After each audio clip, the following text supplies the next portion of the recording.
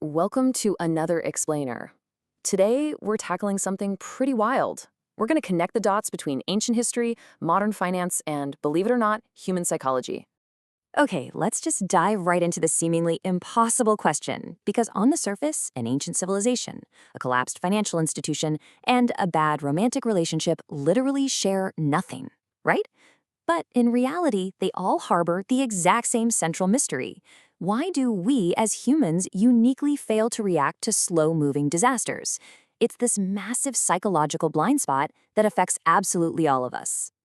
To really understand this, we have to start with a story you've probably heard a million times, the famous metaphor of the boiling frog. The idea goes like this. If you drop a frog into boiling water, it's going to jump out immediately. But if you put it in tepid water and just turn the heat up slowly, degree by degree, it just sits there. It gets totally numb until it's cooked alive. We use this all the time to describe how bad we are at recognizing creeping threats. But here is the crazy biological reality. Modern researchers, we're talking biologists from Harvard and the University of Oklahoma, have actually proven that an actual frog will actively try to escape as the water heats up. Changing location to regulate their body temperature is just a basic survival instinct for them. So the irony here is just rich. The metaphor is totally biologically false. Actual frogs are smart enough to jump out. It's humans who are actually worse than frogs at detecting these slow burns. To wrap our heads around this distinctly human blind spot, we need to look at a really interesting comparison. We hear a ton about black swans, those totally unpredictable, sudden shock events, like a freak natural disaster. But we really need to contrast those with what policy analyst Michelle Wucker calls gray rhinos. These are the highly probable, high-impact, slow-moving threats that are charging right at us, and we just choose to ignore them. We spend all this time obsessing over the black swans, while the gray rhinos are the ones actually trampling us. All right, let's zoom out for a second to the macro-historical level. Here we see the ultimate gray rhino in action. According to a really fascinating analysis in the Journal of Education, Humanities, and Social Sciences, the citizens of Rome didn't just fall to some sudden surprise attack out of nowhere. Instead, as the gap between rich and poor grew, and their cities slowly decayed, the people just succumbed to a creeping numbness. They literally got used to the tepid water getting warmer and warmer. The true symbol of their decline wasn't a single battle. It was the numbness of daily life. Now, let's pivot over to the organizational level and see how this builds into corporate disasters. You would think highly paid executives would be totally immune to this, right? Not at all. Take Nokia, for example. When Steve Jobs first demonstrated the iPhone's capabilities to a group of Nokia executives, they literally didn't believe the phone could do what he was showing them. The gray rhino was standing right in the room with them, but their corporate blind spot just wouldn't let them accept that their dominant market position was about to totally evaporate. And when we look at the 2008 Irish banking crisis, we can see exactly why top brass ignored the rhinos. Researchers looking at thousands of internal documents found that executives actually knew a crisis was brewing, but they were super distracted by immediate short-term rewards, things like end-of-year bonuses. Plus, when faced with all that market uncertainty, they just imitated what their peers were doing because it created this illusion of safety. They were all sitting in the exact same pot of water, basically telling each other it felt like a jacuzzi. All right, let's bring this a little closer to home. Zooming in even further to the micro level of romantic relationships, we find that the boiling frog effect applies intimately to our own unhappy partnerships.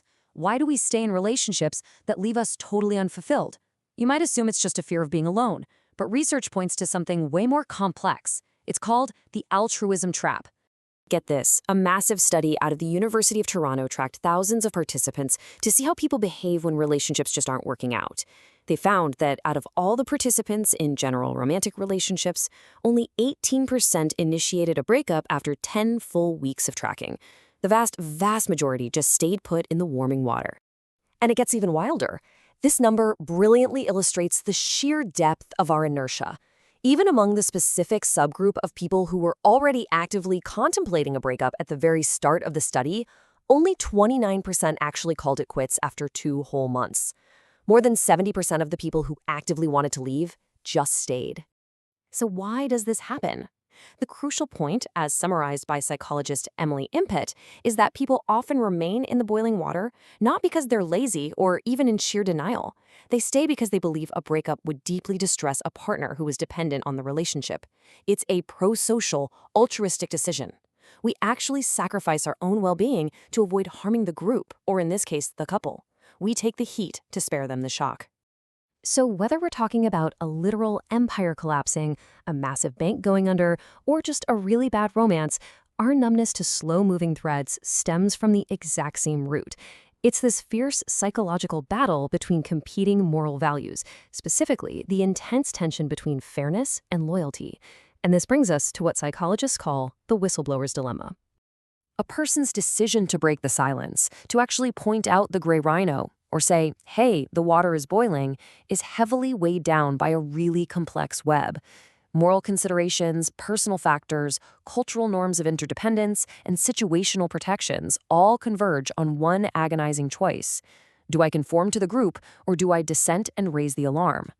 Research published in Current Opinion in Psychology completely backs up exactly how this trade-off works. When a person prioritizes fairness and justice, their likelihood to speak up absolutely skyrockets. They sound the alarm. But when cultural or situational norms demand loyalty and group cohesion, that likelihood just plummets. They conform to the group, they prioritize harmony, and they let the water boil. Loyalty, as highly valued as it is, acts as a massive silencer. And honestly, this intense loyalty trap explains why whistleblowers, the very people trying to save us from the gray rhinos, are treated so terribly. They're threatening the comfort of the group. They get labeled rats or snitches, and an astounding 82% of corporate fraud whistleblowers are fired, forced to quit, or heavily penalized. We essentially punish the one frog trying to jump out of the pot simply because their jumping splashes the rest of us. So how do we actually fix this? Well, if we want to survive this slow boiling water, whether as a society, a business, or just as an individual, we have to fundamentally change how our organizations and relationships handle dissenting voices. We basically have to learn to love the whistleblowers.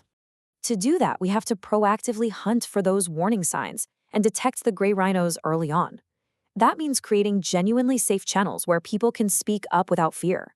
And we need to actually protect and reward them when they point out uncomfortable truths, instead of penalizing them. Ultimately, we have to shift the entire culture to minimize that trade-off between fairness and loyalty. We have to teach our groups that expressing a deviant opinion isn't a betrayal at all. It's actually the ultimate act of loyalty to ensure our long-term survival. Which brings us to the ultimate question for you. Think about your workplace, your relationships, your community. Are you staying silent out of a misplaced sense of loyalty? Where is the slow-boiling water in your own life right now, and are you brave enough to be the frog that finally jumps?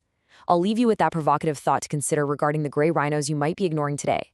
Thanks so much for joining me for this explainer, and remember, keep your eyes open.